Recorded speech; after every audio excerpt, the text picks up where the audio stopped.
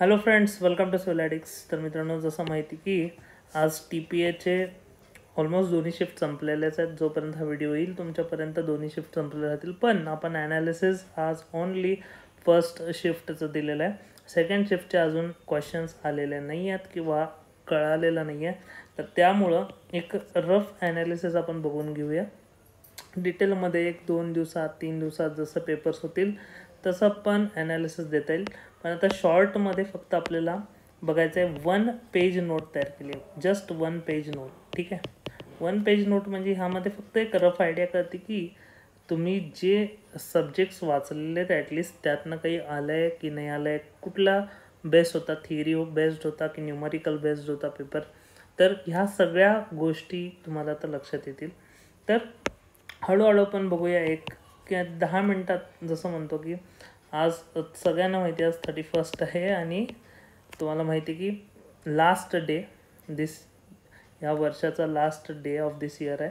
तर त्यामुळं आपला पण हा लास्ट व्हिडिओ राहील तुमच्यासाठी. एकतर सगळ्यांना नंतर जे आहे पुढच्या वर्षासाठी शुभेच्छा द्यायसाठी एक व्हिडिओ सेपरेटली करणारच आहे. पण आज जो आहे TPAच्या स्टुडंट्सचा दिवस आहे.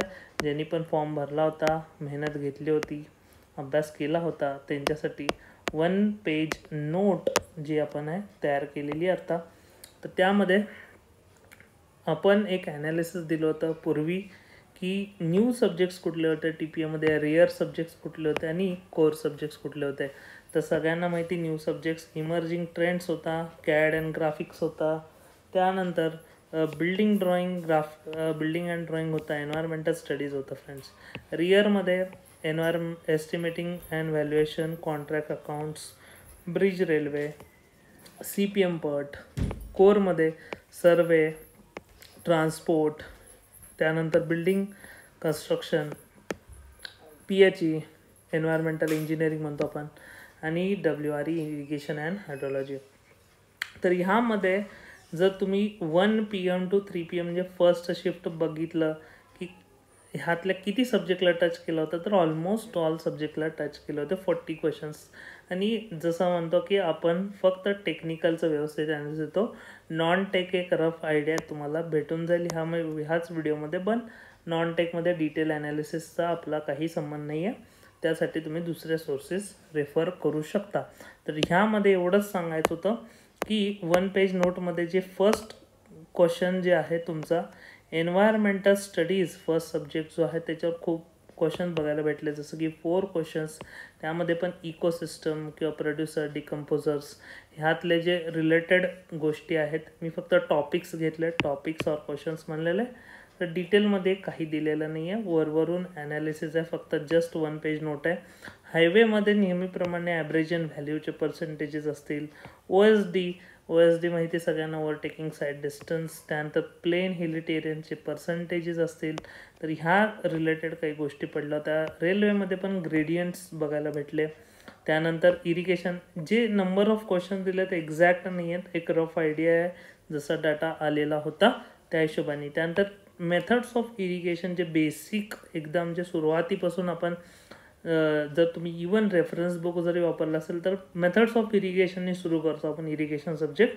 त्यातली फ्लडिंग मेथड असेल, ग्रॅव्हिटी इरिगेशन टेक्निक असेल, लिफ्ट इरिगेशन असेल, त्या रिलेटेड तुम्हाला क्वेश्चन्स बघायला भेटले असतील.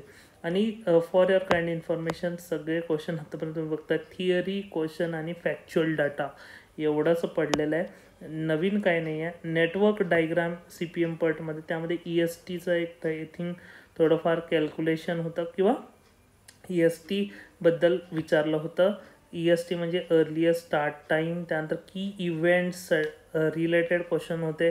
सायंटिस्ट जे म्हणतो आपण, जसं CPM पटमध्ये व्हेरियस सायंटिस्टनी काम केलेलं. मॅनेजमेंटमध्ये प्रोजेक्ट मॅनेजमेंटचा पार्ट आहे, लेबर सेफ्टी ॲक्ट सेफ्टी इंजिनिअरिंगचं पार्ट आहे. तर त्यामुळं प्रोजेक्ट मॅनेजमेंटला आय थिंक वेटेज चांगलं दिलं होतं. यामध्ये कॅडमध्ये कमांड्स तुम्हाला सगळ्यांना माहिती आहे, कमांड्स किती इम्पॉर्टंट आहेत.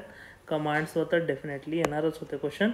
बिल्डिंग मटेरियल्समध्ये ब्रिक्सवर तर येणार होते, पण ब्रिक बॉन्ड्सचं आय थिंक व्हेरियस बॉन्ड्स ब्रिक्सचे त्यातले डायग्राम्स दिले असतील आणि त्या रिलेटेड विचारलेत काही क्वेश्चन्स. ठीक आहे.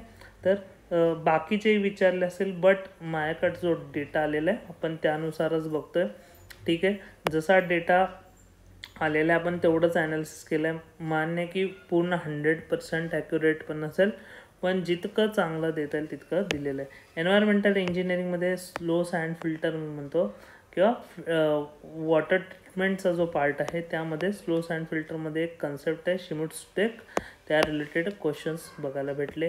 त्यानंतर एस्टिमेटिंग कॉस्टिंगमध्ये कॉन्ट्रॅक्ट, एस्टिमेटिंग कॉस्टिंग आणि अकाउंट कॉन्ट्रॅक्ट्समध्ये कॉन्ट्रॅक्ट्सचं क्वेश्चन असतील, व्हॅल्युएशनवर क्वेश्चन असतील, रेट ॲनालिसिसचे बेसिक स्टेटमेंट्स असतील ते होतं. त्यानंतर ड्रॉइंगमध्ये ऑर्थोग्राफिक ड्रॉइंग आणि ह्याला म्हणू शकता तुम्ही engineering graphics, orthographic dimension, lines in drawing ह्याच्यावर क्वेश्चन्स होते आणि हे सगळं कवर केलेलं आहे आपण. ठीक आहे, तर इमर्जिंग ट्रेंड्समध्ये पण अननोन टॉपिक्स होते. तर माहिती की इमर्जिंग ट्रेंड्स इन सिव्हिल म्हणजे एकदम लेटेस्ट जे टेक्निक्स असतील किंवा काय असेल त्या रिलेटेड क्वेश्चन्स. सर्वेमध्ये कर्व्स रिलेटेड क्वेश्चन्स बघायला भेटले.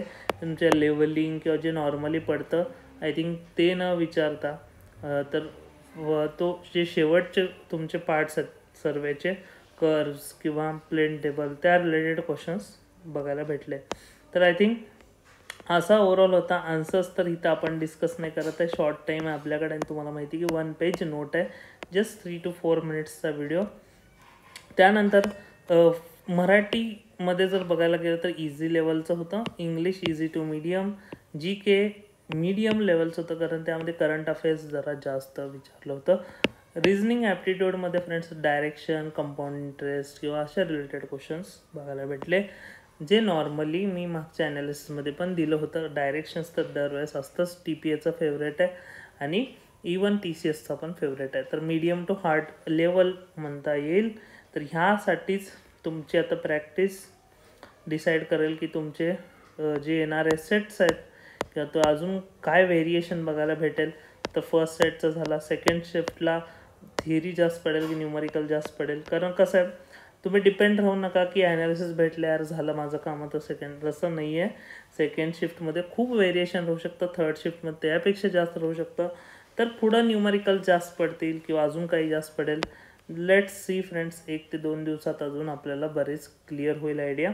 आणि ह्याच बरोबर आपण तुम्हाला ॲडव्हान्समध्ये नवीन वर्षाच्या पण शुभेच्छा देऊया आणि हा व्हिडिओ संपूया. तर ह्यामध्ये आय होप तुम्हाला एक क्लॅरिटी आली असेल, थोडीफार आयडिया आली असेल की काय करणं गरजेचं होतं आपण आणि कसे नोट्स फॉर्म करणं गरजेचे होते. ठीक आहे, एका शिफ्टच्या ॲनालिसिसवरून असं क्लिअर होत नाही आहे की खूपच हे सगळ्या सब्जेक्टला टच करणं तर गरजेचं आहेच. इवन ब्रिजेसचे पण क्वेश्चन होते, मी यात ॲड नाही केलं. रेल्वे असेल, ब्रिजेस असेल, त्याच्यावर क्वेश्चन्स बघायला भेटले. तर असं नाही आहे की मागच्याच ब्रिज आलं नाही म्हणजे ब्रिज करायचं नाही आहे. ब्रिजवर पण क्वेश्चन होते, रेल्वेवर पण क्वेश्चन होते. तर ह्यामध्ये तुम्हाला सगळ्या सब्जेक्टला जे बेसिक आहे ॲटलिस्ट ते करणं गरजेचं होतं फ्रेंड्स, यावरनं लक्षात येतं. सो आय होप तुम्हाला आयडिया असेल. Best of luck for your paper friends, best of luck for next year. I hope तुम्ही डेफिनेटली TPAमध्ये बरेच स्टुडंट्स सिलेक्ट होणार आहेत. 100% ज्यांनी कष्ट घेतले ते सिलेक्ट होणारच आहेत. सो तुम्हाला पुढच्या वर्षासाठी आणि पुढच्या एक्झामसाठी हार्दिक शुभेच्छा. Thank you for watching civil